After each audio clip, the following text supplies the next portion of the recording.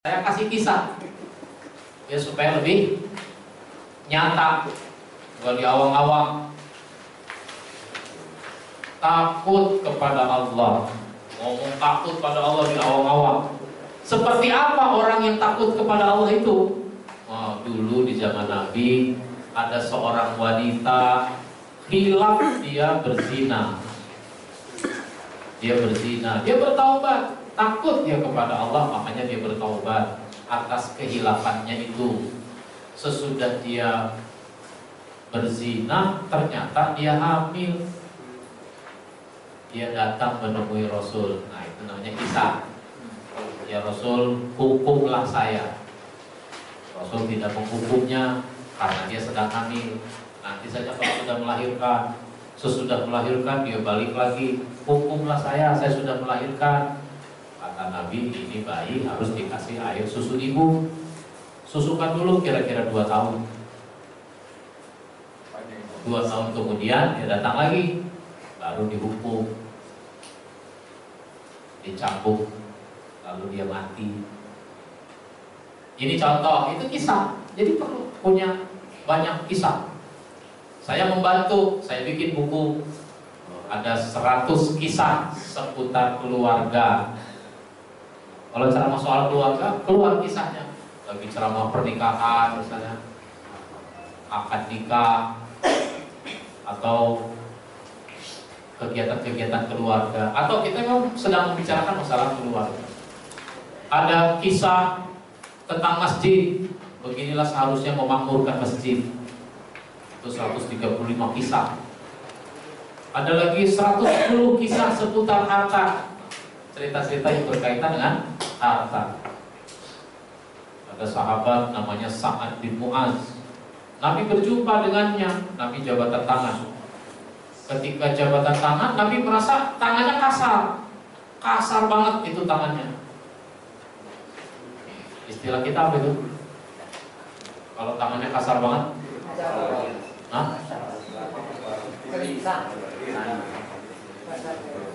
Orang Jakarta bilang kapalan. Kapalan, kasar. Tangan kamu kenapa ini kok kasar begini? Karena saya kerja keras ya Rasul. Kalau sekarang kan orang maunya kerja cerdas, nggak mau kerja keras. Tangan saya ini kasar karena saya kerja keras. Nabi selamat sekali lagi. Bahkan Nabi cium itu tangan yang kasar sebagai tanda penghormatan. Penghormatan orang yang mau kerja keras, halal. Baik, itu kisah. Banyak tuh, kata mutiara, peribahasa, fakta, data, itu semua memperkaya isi ceramah. Fakta dengan data bedanya apa Pak? Ada tetangga bercerai, itu namanya fakta. Ada berapa banyak orang bercerai dalam setahun? Nah, itu namanya data. Menurut informasi, banyaknya orang suka dengan batu akik itu ternyata bisa mencegah terjadinya perceraian. Kenapa? Karena suaminya sekarang udah kerja, cari duit urusan batu akik. Nah, tadinya pada nganggur. Baik. Nah, terus susun sistematikanya. Sistematikanya itu pendahuluan.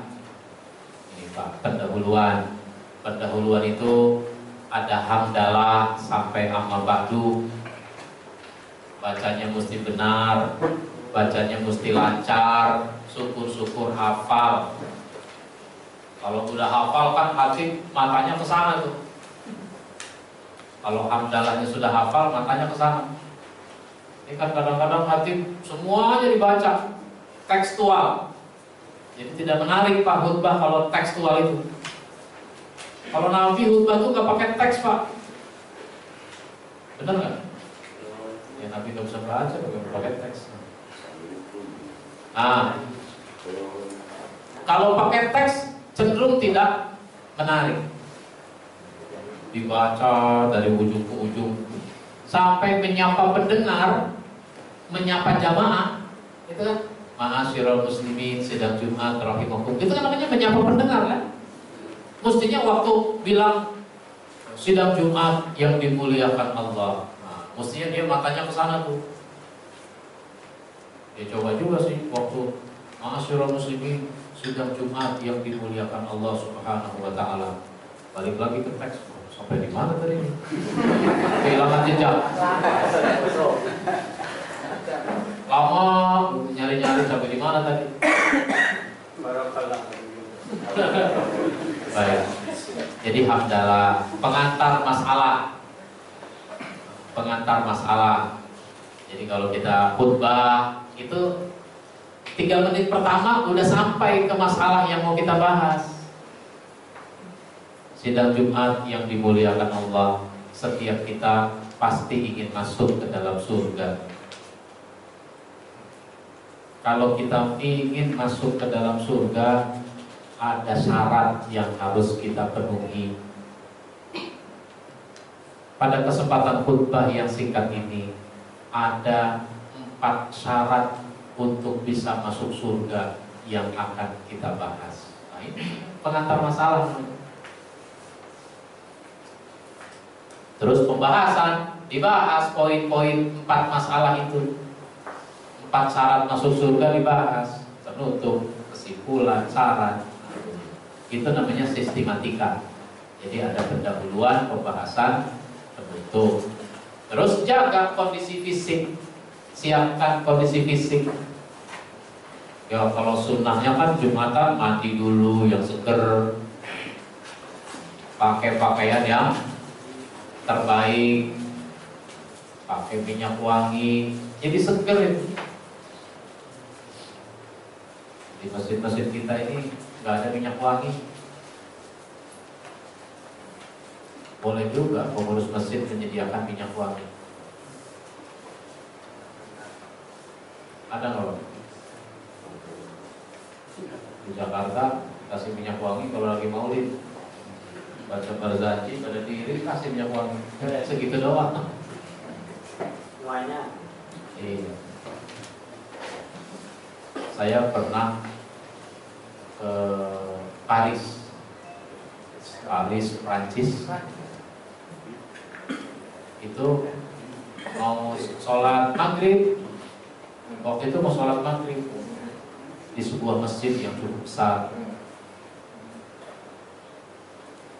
Kira-kira 5-10 menit sebelum azan maghrib, itu ada orang berjalan dari depan sampai ke belakang. Orang-orang yang udah datang didatangi sama dia. Yang dia datangi ngapain? Disemprot. Disemprot. Saya agak di belakang duduknya. Saya heran, apa ini disemprot-semprot orang datang? Nah, sampailah ke saya, rupanya parfum, minyak wangi. Itu fasilitas dari masjid. Baik. Terus analisis pendengar.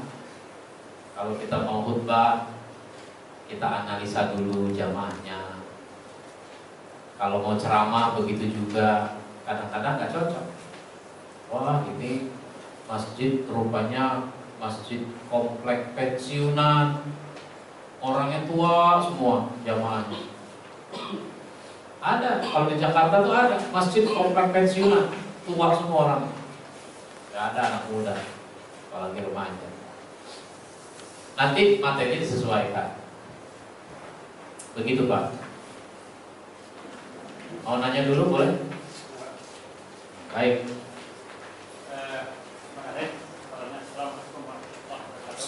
Saya dari Sumatera ingin menanyakan masalah soalnya pada komentari pertama tidak saya silakan itu mengenai standar membaca Al-Quran Pak. Dia disebut dengan beragam Jawa dan terserah ya. Apakah ini boleh di dalam membaca Al-Quran atau hanya di dalam sholat tidak boleh atau di luar sholat juga tidak boleh?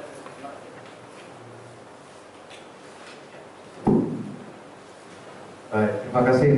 Jadi mengenai langgam Jawa ini memang menjadi kontroversi, tapi menurut hemat saya pribadi membaca Al-Quran itu kan diperintahkan oleh Nabi untuk diperindah. Ada beberapa hadis Rasulullah SAW menyatakan demikian.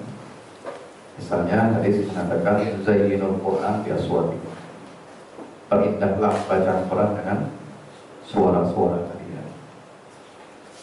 Kemudian ada lagi ada hadis Bukhari yang menyatakan bahwa ada satu anjuran Rasulullah SAW untuk membaca Al-Quran dengan suara yang indah dan merdu. Ya. Nah, kemerduan dan keindahan ini fungsinya kan untuk membantu kita menghayati dan meresapi makna. Menurut saya ada dua perbedaan lagu-lagu Quran yang sudah kita kenal dengan lagu-lagu langgam yang ada di Nusantara yang lalu ingin dijadikan sebagai lagu Al-Quran. Perbedaannya begini, nagom-nagom yang diciptakan oleh para ulama kita, ada yang aliran Misri, ada aliran Makawi dari Mekah. Itu semua nagom-nagom itu memang khusus diciptakan untuk membaca Quran, bukan untuk baca yang lain-lain. Bukan untuk baca lagu, baca tembang, baca macam-macam. Enggak, dia khusus baca Quran. Ayat tentang bergembira, surga, masalah nikmat-nikmat biasanya pakai nagom nahawan. Ada bayati, ada sika, ada ros, ada macam-macam itu. Jiharka dan lain sebagainya. Ini diciptakan itu, cara nagom-nagom itu adalah memang khusus untuk membaca Quran. Ya, jadi pas, enak. Makhraj dan tajwidnya sudah dipertimbangkan ketika membaca Quran itu dengan lagu itu. Tapi kalau langgam Jawa, ada macapat, ada dandang gulo, ada asmara, dana, macam-macam lah. Itu diciptakan kan bukan untuk membaca Quran, memang untuk menembangkan lagu-lagu Jawa, dan kita nggak tahu apa tujuan maksudnya. Bisa untuk dipakai untuk pertunjukan, untuk yang positif atau yang negatif, nggak tahu. Maka kalau kita paksakan baca Quran dengan langgam tersebut, ini lebih banyak mengundang ketidakcocokan. Jadi aneh terdengar di telinga kita, seolah-olah ini Quran ini jadi lagu daerah. Nah, saya kemarin baca, lihat ada link penjelasan dari Qori internasional kita, Ustaz Muhammad Z.A. Dia mengatakan bahwa Nabi perintahkan para Qori itu membaca Quran dengan lahannya Arab-Arab. Iqra'ul Quran bi lughil Arab. Dan beliau contohkan, saya bisa nyanyi melakukan Al-Quran dengan lagu Sunda, lagu Jawa, bisa dicontohkan. Nah, ini dilarang, kata Muhammad, karena tidak sesuai dengan anjuran perintah Rasulullah SAW. Bisa dia baca waktu itu iyyaka na'budu wa iyyaka nasta'in. Dia ada lagu Sundanya begitu ya. Ada lagi yang lain, contohnya banyak. Itu ada, bisa di link, dicari di YouTube penjelasan Muhammad ini. Maka sebab itu ini menurut saya tidak pas. Yang kedua, kita baca Quran dengan langgam-langgam daerah seperti itu, akhirnya menjauhkan diri kita dari maqasid Quran. Tujuan Quran ini bukan untuk jadi lagu, tapi jadi petunjuk hidup, jadi hidayah. Kalau kita sampai sibuk, apalagi nanti mau bikin festival lagu Nusantara Al-Quran, wah repot. Ada gaya Ambon, gaya Batak, gaya Madura, Sunda, Jawa, macam-macam. Nanti bisa dilebarin lagi. Gimana? Baca Quran dengan langgam dangdut, hip hop, Korea, rock, Dan ini mengundang ya cibiran, mengundang apa namanya penghinaan itu akan terbuka lebar kalau kita buka ini bab. Ya, makanya ada orang liberal itu komentar, dan menurut saya ini dipicu oleh idenya Pak Menteri, meskipun dia mungkin tujuannya tidak akan ke sana, tapi jadi mengundang komentar orang liberal. Apa dia bilang? Tulis, Allah kan bukan orang Arab. Dia akan senang, bangga kalau firmannya, kalamnya dilakukan dengan lagu-lagu manusia, mau dari etnis Jawa, Sunda, Kalimantan, Sumatera, sebagainya. Jadi mengundang kicauan seperti itu, ini berarti bisa mengundang terbukanya pintu fitnah. Jadi menurut saya lebih baik kita hindari, nggak produktif. Ya, saya kira itu. Wallahu a'lam bishawab. Ya, silakan. Mohon penjelasan adab hari Jumat nomor 17. Terima kasih, Pak. Apa itu? Iya, saya lupa baca. Nomor 17 itu apa?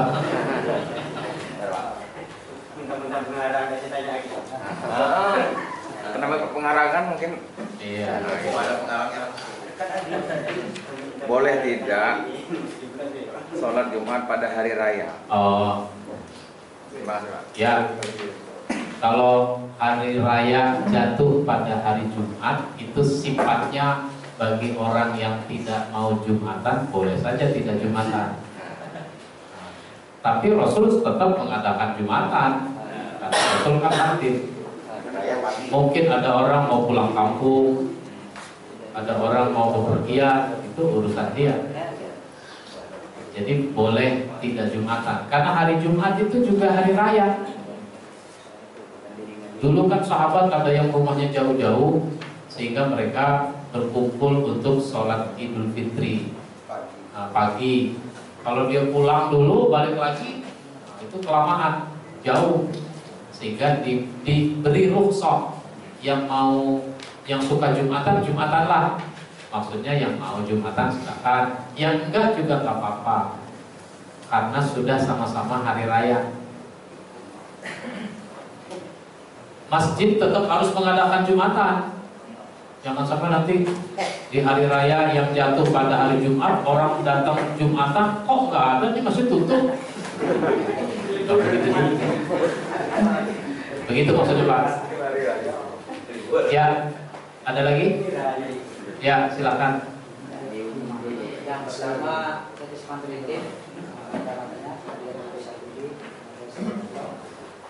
yang perlu saya tanyakan, kita ini kan di sini kan kebanyakan dalam khotib, kebanyakan dikirim dari kampung-kampung tersebut.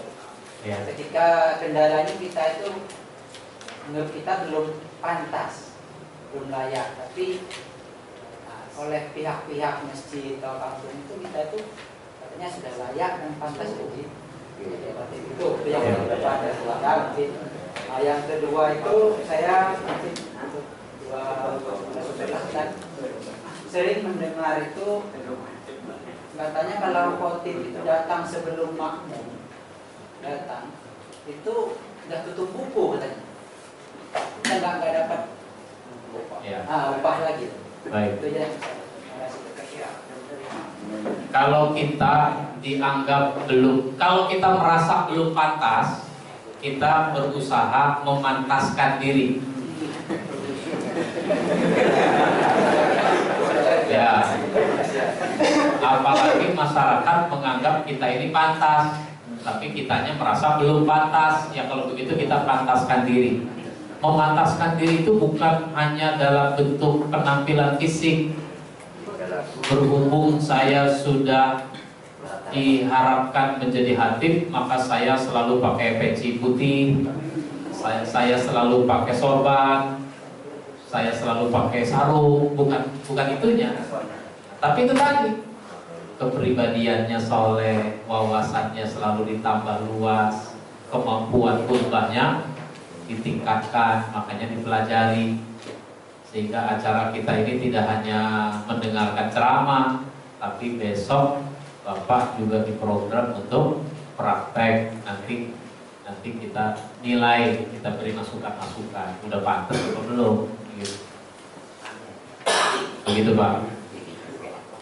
Kalau hari Jumat, semua orang kaum muslimin itu sudah harus datang, sudah duduk. Menurut saya paling lambat 5 menit sebelum khatib naik mimbar. Itu udah paling lambat. Paling lambat 5 menit sebelum khatib naik mimbar, jamaah itu sudah duduk di masjid. Khatibnya juga sudah hadir. Kalau khatib udah naik mimbar, emang udah masuk waktu, tapi jamaahnya belum datang, itu malaikat memang sudah tutup buku. Dalam arti dia tidak catat siapa yang datang sesudah khatib naik mimbar. Memang kenapa? Karena itu malaikat, dia duduk menghadapkan wajahnya kepada khatib, dia mau mendengarkan khutbah. Malaikat aja Pak dengerin khutbah, masa Bapak tidur? Apa perlunya malaikat dengerin khutbah? Ini pelajaran isyarat buat kita betapa pentingnya mendengarkan khutbah.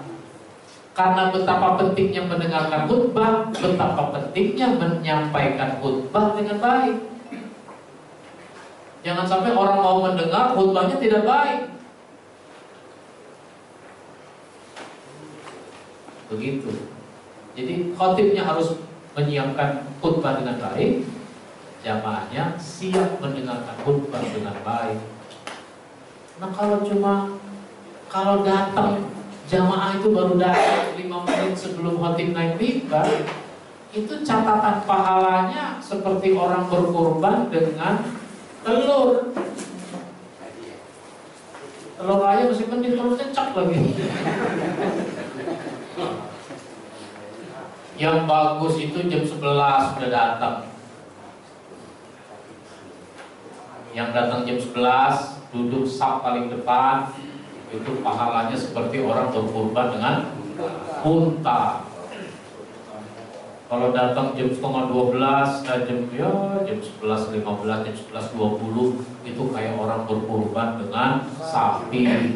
Setengah 12 seperti orang berkurban dengan kambing. 12 kurang seperempat kayak orang berkurban dengan ayam. 12 kurang 5 seperti berkurban dengan telur. Kalau boleh saya pilah-pilah begitu dari segi waktu, karena umumnya orang datang jam 11. Saya nulis buku Jalan Hidup. Itu ada tulisan-tulisan saya, cerita-cerita masa lalu. Kenapa saya harus jadi hati? Di Betawi dulu itu yang namanya orang datang Jumatan jam 11 sudah pada datang. Setengah 12 itu udah penuh. Yang jadi khatib menurut jadwal itu Haji Ali. Haji Ali terlambat datang. Maksudnya terlambat datang bukan datang jam 12. Udah setengah 12 lewat dia baru datang. Masjid udah penuh. Dia merasa nggak pantas, nggak etis kalau harus masuk ke depan. Di depan kan nggak ada pintu depan. Masjid dulu itu adanya pintu samping atau pintu belakang. Dia merasa nggak enak, nggak pantas. Akhirnya sudah dia duduk aja di belakang. Karena waktunya sudah tiba, naiklah ke mimbar Haji Abdurrahman. Haji Abdurrahman itu kalau khutbah dia pakai bahasa Arab saja. Ada bukunya kan? Biasalah, assalamualaikum, duduk, kemudian azan. Ketika sedang azan, dia merogoh-rogoh saku baju. Oh, gak ada buku khutbah ini. Emang dia bukan gilirannya, dia gak bawa buku khutbah. Di mimbar itu dicari-cari, gak ada buku khutbah. Azan selesai, kan mestinya dia udah mulai khutbah. Dia gak bisa mulai khutbah. Akhirnya dia nanya sama ustaz-ustaz yang duduk di depan ini, ada yang mau buku khutbah nggak? Ada ketua dewan imam. Memang ini giliran siapa? Giliran Haji Ali. Coba panggil, ada nggak?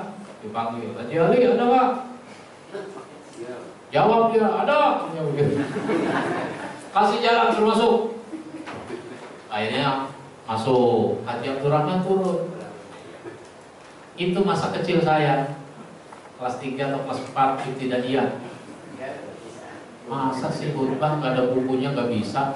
Saya harus bisa. Saya harus bisa. Alhamdulillah saya bisa. Saya bisa khutbah meskipun nggak pakai buku. Bahkan saya tulis bukunya. Saya pelatih orang menjadi khatib di mana-mana. Sampailah saya kemari. Aduh. Baik. Kalau kita tadi, udah kan? Udah. Jadi tinggal memantaskan diri aja. Kalau dari segi penampilan dari depan udah pantas ini.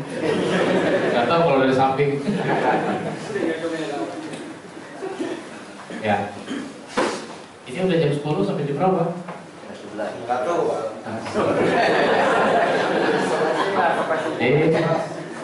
Jarang-jarang kita ketemu ini.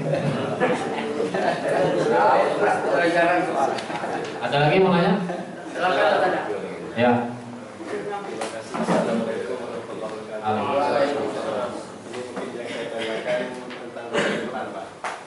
Di kampung saya itu sering kedatangan yang para kaki lima, Pak ya, jual baju. Kata kami sini pasar malam, Pak.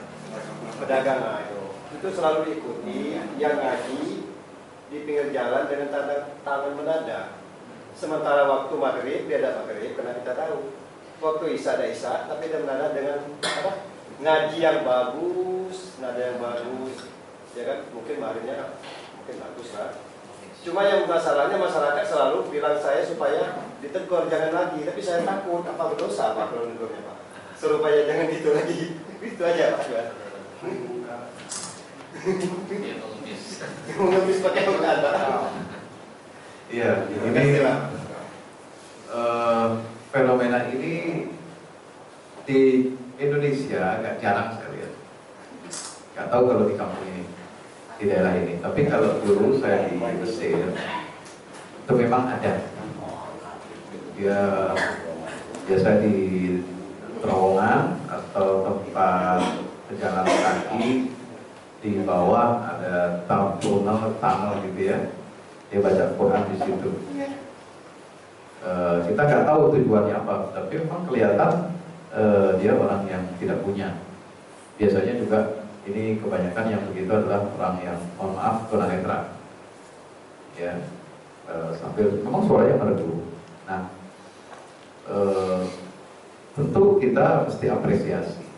Dia mau baca Quran, ya, dengan suara yang merdu, suara yang baik, ya, alhamdulillah masih ada yang mau ngaji, ya.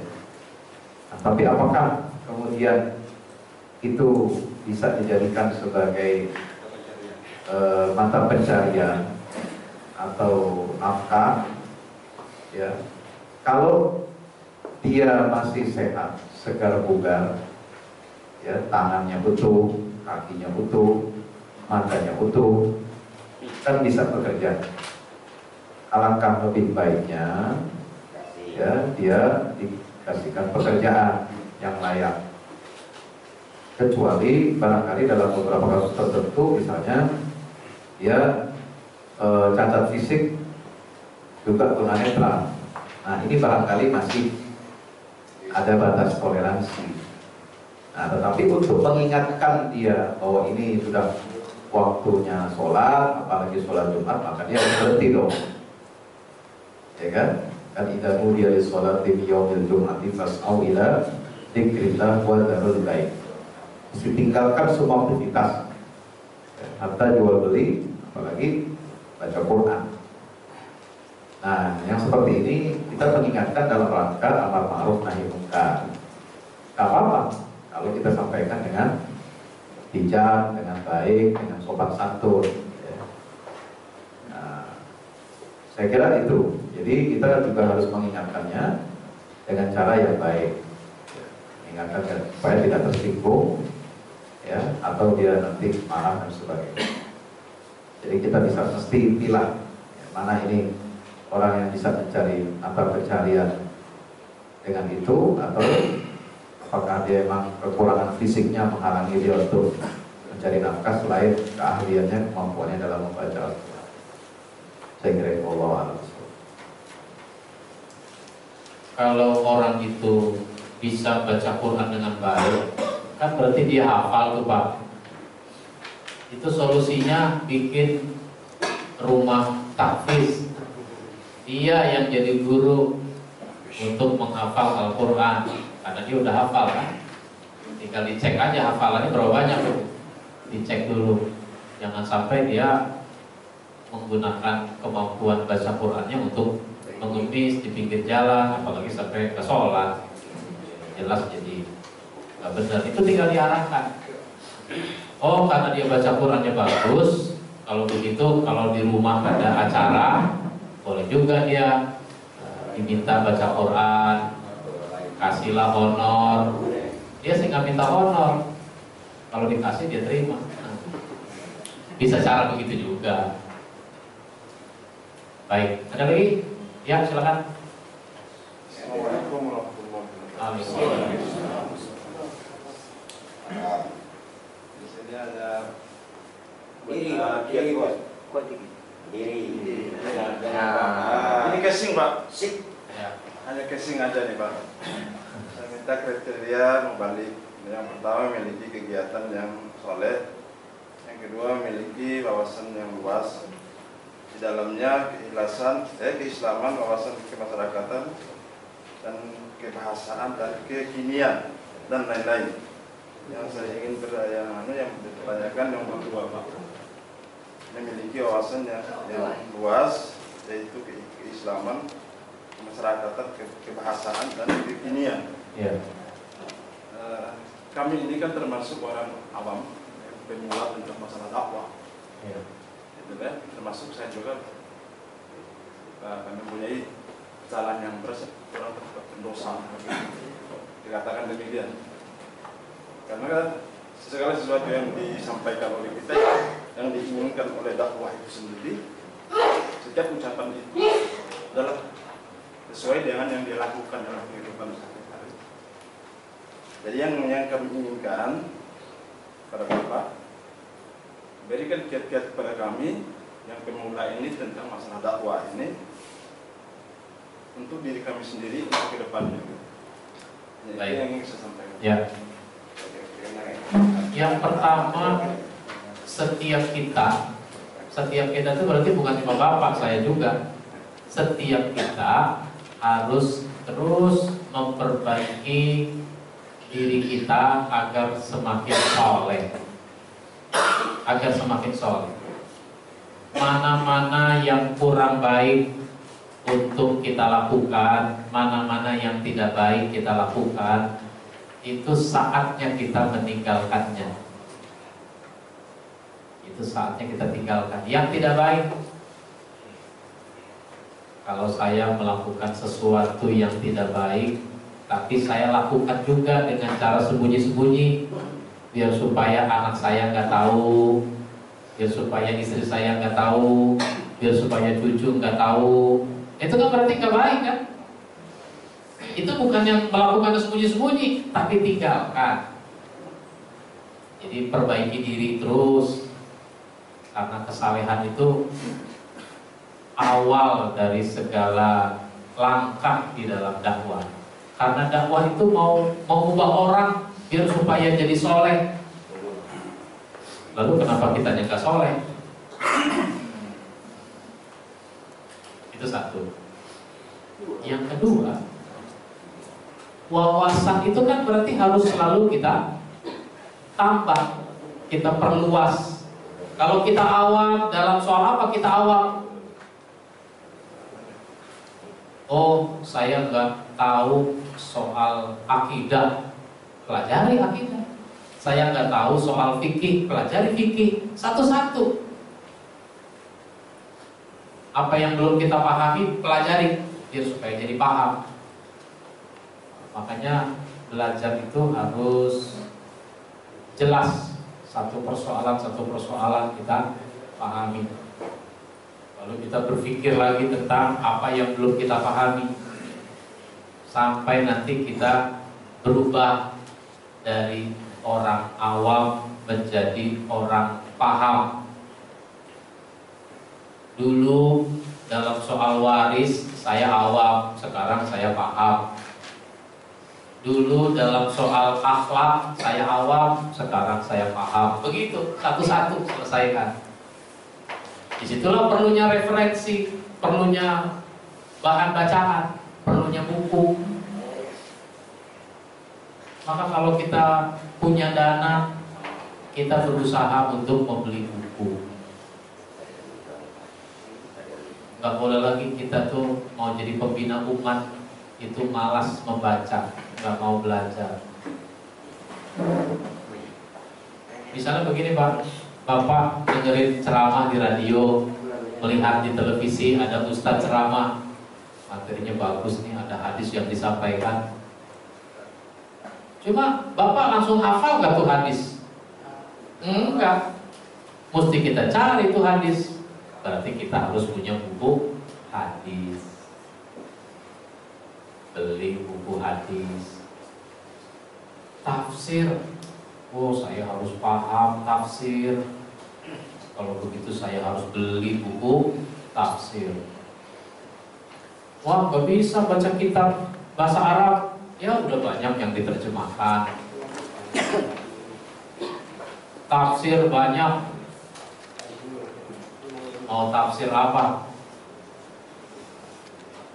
Jadi kita punya uang itu disisihkan untuk beli tafsir, beli fikih, ada buku fikih sunnah misalnya, beli buku soal jawab.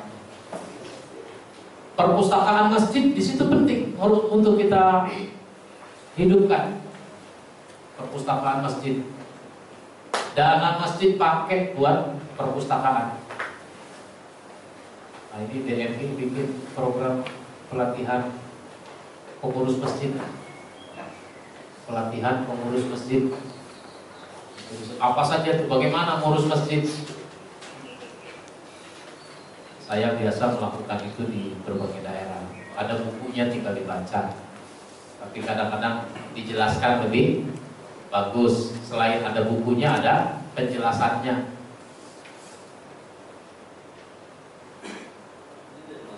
Jadi sangat banyak yang harus kita kembangkan dari diri kita agar menjadi khatib yang berkualitas, khatib yang baik.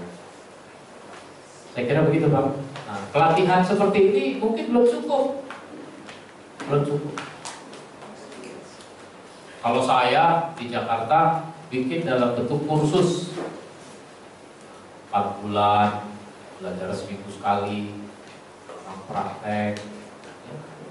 Ada yang tadinya tidak bisa jadi bisa, tadinya nggak berani jadi berani, dan seterusnya. Baik, ada lagi? Ya, paling pojok pun belakang ya. Setelah itu dari Bapak. Assalamualaikum warahmatullahi wabarakatuh. Kami dari Tenggelang mau bertanya, apa hukumnya seorang imam ketika khotib sedang khotbah dia tertidur? Yang kedua adalah, bolehkah seorang khotib itu menangis ketika penghayatan? Kemudian yang ketiga ini sebuah fenomena yang langka, di mana sebuah kampung itu sudah ada tugas khotib, muadzin, imam. Ketika Bilal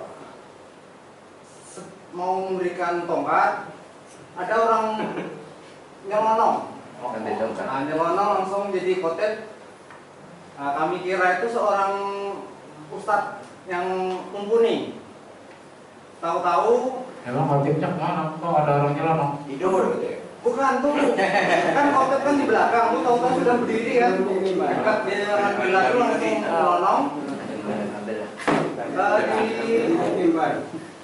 kami kira tuh kami yang tidak paham dengan ceramah beliau. Rupanya setelah akhirnya tuh kami tahu yang nyelonong tadi orang yang sedang stres.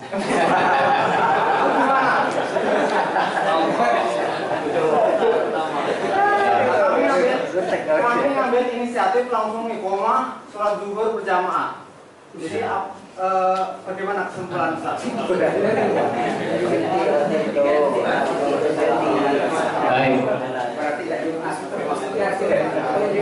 Kalau orang tidur pada saat khutbah sedang berlangsung sampai membatalkan ibadah Jumat, tidak. Cuma itu menunjukkan ketidakseriusan. Nah, Nabi mengajarkan kalau orang ngantuk itu pindah duduk. Mau pindah mana lagi? Udah penuh. Ya kalau begitu geser pantat, maju dikit. Maju dikit kan bergerak, sehingga dia melawan rasa ngantuk. Udah maju dikit, ngantuk lagi, mundur lagi dikit. Artinya apa? Ngantuk itu jangan dituruti jadi tidur, tapi harus dilawan. Makanya tadi itu disunahkan mandi, pakai pakaian yang baik, minyak wangi. Itu kan seger gitu loh. Maksudnya begitu seger. Kalau baju kemarin dipakai lagi buat Jumatan kan lain rasanya, udah nggak enak. Jadi harus serius ibadah Jumat. Nah kalau kelas imam masih ngantuk, bagaimana makmum nanti? Karena imam harus ngasih contoh. Kalau ada serah terima tongkat, ternyata orang stres yang dikasih. Lah emang si Bilal nggak tahu yang bertugas sebagai khotib siapa? Orang pendatang itu. Bilal itu tahu. Jadi kami kira tuh karena sudah. Oh Bilalnya nggak kenal khotib. Enggak. Jadi sangka tuh orang datang langsung rebut tongkat itu langsung naik. Ya. Kan?